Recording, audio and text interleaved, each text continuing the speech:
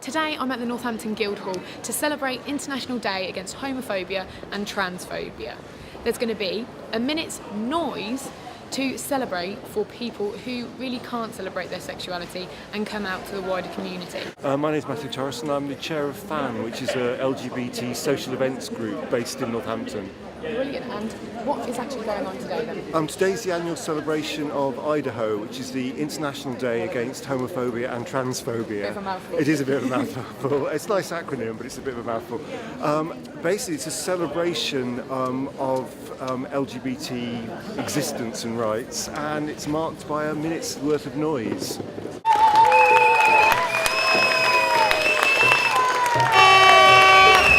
A little bit different to the minute silence. Yeah, I mean, it's deliberately chosen. The people who come along are people who are proud to be out, willing to make a noise about the event. For all the people who can't make a noise due to repression, circumstances, the law, whatever. So yeah, it's good. So why, obviously you've just mentioned, but why is it so important that we hold events like this in Northampton? I think Northampton's great because it's always been well supported by the Borough Council, which is lovely to see. It's not a sort of a little fringe event. We're going to have the Mayor and the leader of the council coming to talk to us. It's about the town saying we recognise that we have got an LGBT population and they're welcome. My name is Ben King.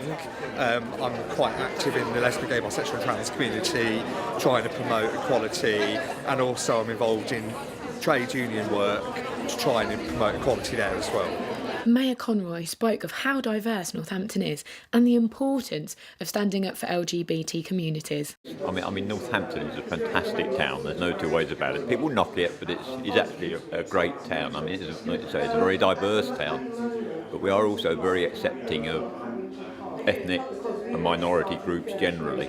And I think we need to make sure that we actually continue with that, because it's one of the things I think that actually makes Northampton what it is. So again, it is just about promoting the LGBT community, getting it out there and saying to people, it's here, and we need to embrace it. I returned to college and university as a mature student 13 years ago, and one of my first projects, my research projects, was looking into how young people in Northampton perhaps suffered from homophobic bullying in schools.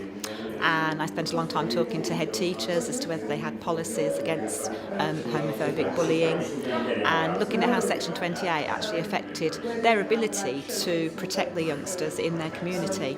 Obviously it was introduced by the government, and it sort of prevented people sort of discussing homosexuality in schools. So education was very difficult to give you have sex education, but you couldn't actually sort of discuss the gay side of sex. And young people, I think, found that sort of difficult, and actually made them feel quite humiliated actually that it couldn't be discussed freely.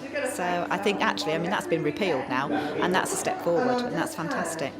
It just needs to be more open, and I think we are moving towards that, but a lot more needs doing.